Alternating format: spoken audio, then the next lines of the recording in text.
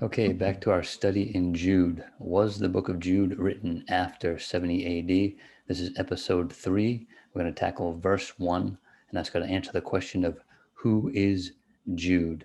The beginning of this is going to be pretty straightforward, basic stuff, but towards the end, we're going to try to consider a few possibilities about Jude. So here we go. Who is Jude? This is Jude, verse 1. Jude, a bondservant of Jesus Christ and brother of James, to those who are called, sanctified by God the Father, and preserved in Jesus Christ. Now, the common thought is that Jude or Judas is commonly thought to have been the half-brother of Jesus. We're not going to dispute that in this series. I think that's a sound position to take. We have some verses supporting that. This is Matthew 13. Is this not the carpenter's son? And is not his mother called Mary? And his brothers James, Joseph, Simon, and Judas? Now, Jesus' brothers, including James and Jude, did not believe in Jesus prior to the events recorded in John chapter 7. And here's John 7. Now the Jews' feast of tabernacles was at hand. His brothers therefore said to him, Depart from here and go into Judea, that your disciples also may see the works that you are doing. For no one does anything in secret while he himself seeks to be known openly. For if you do these things, show yourself to the world. For even his brothers did not believe in him. And regarding James, the brother of Jude, James came to believe in Jesus at some point after the events of John chapter 7, which we just read. And it's commonly thought that James became a believer after Jesus' resurrection. And according to the book of Acts, James appears to have become a leader of the church in Jerusalem. But first we'll look at a Galatians passage here. This is the Apostle Paul speaking. But I saw none of the other apostles except James, the Lord's brother, making it clear that we're talking about James, the brother of Jesus. And now back into the book of Acts. But motioning to them with his hand to keep silent, Peter declared to them how the Lord had brought him out of prison. And he said, Go, tell these things to James and to the brethren. And he departed and went to another place. It's Acts chapter 12. And next we have, and after they had become silent, James answered, saying, Men and brethren, listen to me. And again, that's a picture of James being a leader of the church there in Jerusalem. And Acts 21, on the following day, Paul went in with us to James, and all the elders were present. So that answers the question of James. I think it's pretty clear he was Jesus' brother. Now, Jude, the big question we've got to ask ourselves here, was he ever a believer or not? So none of the books of the New Testament, other than the book of Jude, contains a record of Jude ever having believed in Jesus. Keep that in mind.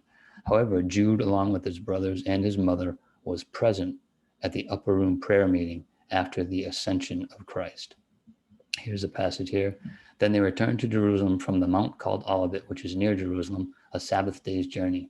And when they had entered, they went up into the upper room where they were staying. Peter, James, John, and Andrew, Philip and Thomas, Bartholomew and Matthew, James the son of Alphaeus, and Simon the Zealot, and Judas the son of James. These all continued with one accord in prayer and supplication with the women and Mary, the mother of Jesus, and with his brothers. So just a little bit of application and thought regarding Jude here. Yes, he was there with them, but just because someone is at a church meeting does not necessarily mean that they're a believer. I'm sure we've all experienced this personally. Do we know anyone like this? Probably. So it's really only an assumption made by many that Jude was a believer prior to 70 AD. And what was Jesus' definition of a brother? This is Gospel of Matthew. While he was still talking to the multitudes, behold, his mother and brothers stood outside, seeking to speak with him. Then one said to him, Look, your mother and your brothers are standing outside, seeking to speak with you. But he answered and said to the one who told him, Who is my mother, and who are my brothers? And he stretched out his hand toward his disciples and said, Here are my mother and my brothers. For whoever does the will of my Father in heaven is my brother and sister and mother. Now, I've just got a little note here regarding eschatology or theology. One viewpoint of the preterists regarding the second coming is that the rapture or resurrection took place at the coming of Christ in 70 AD. And I do believe that's our best understanding of the Bible. I do believe that the Bible affirms this position. So the rapture, resurrection took place in 70 AD.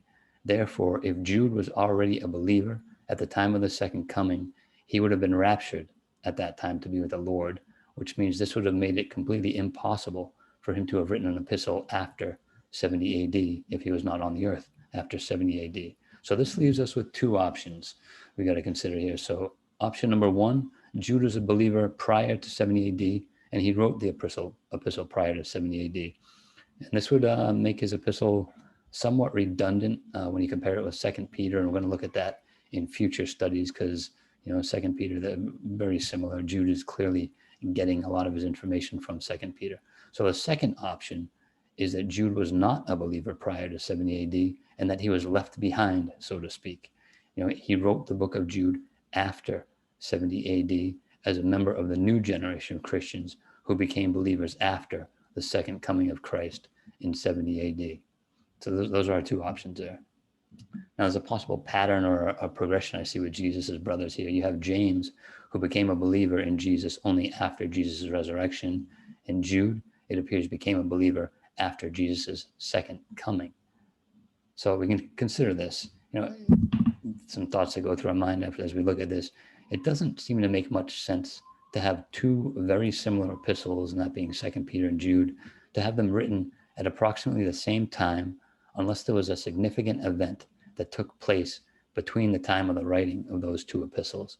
I believe that special event, that significant event that separated the two epistles, was the second coming of Christ and the fall of Jerusalem, destruction of the temple in 70 AD. Our task for the remainder of this Bible study series is to determine whether or not the book of Jude was indeed written after 70 AD. So on upcoming episodes, we're going to look at the relationship between Peter and Jude, and especially the relationship between their two epistles and how they tie each other in, and maybe how we can kind of pinpoint the timing of the write of them. And I hope you'll continue on the study here, and feel free to provide comments or questions or any objections you have at any point during the study, and God bless.